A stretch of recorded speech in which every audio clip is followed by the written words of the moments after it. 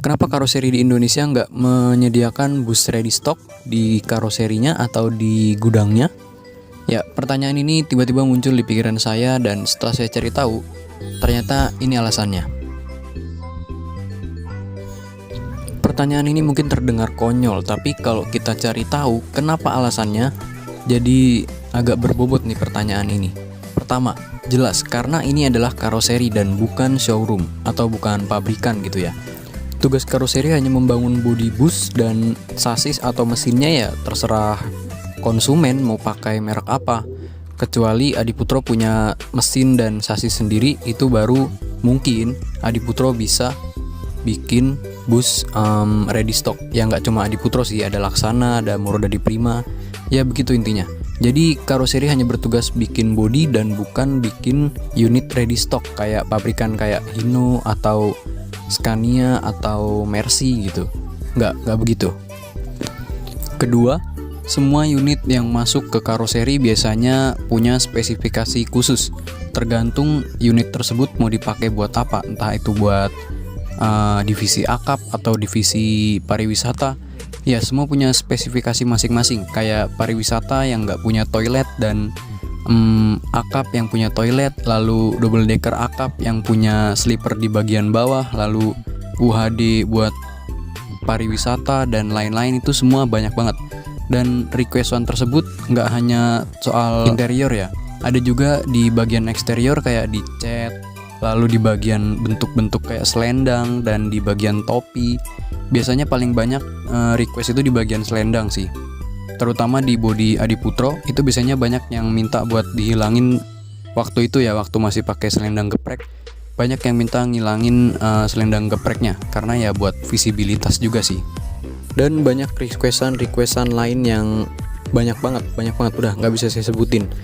Entah itu dari bentuk-bentuk bodi, lampu, strobo, stiker, dan ya terserah owner yang mesen lah. Karena emang namanya request ya terserah ownernya, bisa customisasi sesuai spesifikasi. Makanya itu karoseri jarang bikin body ready stock. Kayak PO bus milik Mas Wahid, Pesona, itu di unitnya banyak banget yang pakai requestan yang Mas Wahid pengen sendiri gitu. Jadi spesifikasinya yang ngikutin kemauan Mas Wahid. Berikut videonya saya kasih cuplikannya biar kalian semakin ngerti apa itu spesifikasi dan requestan tergantung ownernya. Pertama adalah cat. Cat ini apa sih istimewanya? Jadi cat ini masih menggunakan detail warna yang sama dengan bis kami yang lainnya. Hanya saja saat saya minta Laksana untuk mengembangkan sebuah cat yang tidak sama dengan sebelumnya tapi masih identik sama, mereka secara tidak sengaja menemukan komposisi cat seperti ini. Ini kalau kita perhatikan dari sini itu ada kayak ada semburannya, nggak kelihatan kalau dari situ, aku yakin. Ini kalau dari sini nih ada warna ungunya, ada warna oranye, ada warna merahnya kalau saya lihat ya.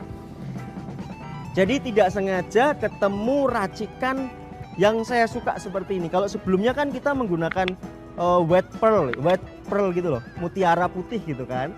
Itu umum, Sinar Jaya pakai itu, kemudian unit-unit lain ada yang pakai seperti itu. Kemudian sebelum itu kita kembangkan lagi, ngecat yang 2 kali. Jadi dicat white pearl dulu, terus disembur warna oranye. Itu keren, kayak ST03. Ada di sebelah, nanti saya jelaskan. Nah yang ini tidak perlu ngecat 2 kali, tapi ngecat 1 kali, tapi bisa kayak ada semburat warna yang saya inginkan. Kemudian yang terakhir, yang keempat, ini tidak ada di spek umum, yaitu kelas DigiPrint atau tidak umum, hanya untuk unit expo, pameran, atau owner yang ingin out of the box, tampil beda, dan yang paling penting tulisannya nih, dan berkenan bayar lebih gitu. Jadi DigiPrint tidak hanya kelas tertinggi dan termahal, tapi juga limited banget. Selimited apa? Per hari ini Belis di Indonesia hanya ada di 1 unit pameran Gias 2022, yaitu Sinar Jaya, dan bis ini di Pesona 2022. Jadi ada 2 di Indonesia yang menggunakan karpet model ini, nanti disut aja. Buat yang penasaran sama bentuk karpetnya, nah ini bentuk karpetnya motif kayak bunga-bunga atau daun begini ya. Lalu ini ada subwoofer atau sound system dari bis tersebut. Ini pakai Alpine, ini terkenal banget ini merek ini. Nggak cuma itu, Pesona juga menghadirkan guide lamp. Ya, ini videonya. Sedikit informasi, guide lamp ini buat menerangi tour guide kalau misalnya kita lagi pergi-pergi pariwisata gitu ya. Kan biasanya ada yang menerangkan entah apa itu monumen-monumen atau apa di bis. Nah, lampu ini berguna buat menyorot si tour guide ini, begitu. Dan fitur ini pertama kali dipakai di Pesona. Ini juga requestan dari Mas Wahid. Nah, Pesona juga menyarankan kalau misalnya ada owner bus yang pengen juga pakai guide lamp ini, tinggal nyebut spek Pesona. Kata di Instagram sih begitu. Sampai bikin spesifikasi sendiri ya. Bener-bener keren banget ini Pesona. Selain Pesona di Karoseri Laksana, Adiputro juga ada pelanggan yang suka bikin customisasi sendiri ya, yaitu PO Efisiensi. Ya, waktu itu Efisiensi bikin selendangnya itu beda sendiri dari yang lain. Ya, bentuk selendangnya kayak gini. Selendang gepreknya dihilangkan, jadi dibikin kayak body sprinter di zaman dulu. Selain itu, Efisiensi ini juga bikin requestan di bagian topinya itu dibikin kecil, jadi kecil banget.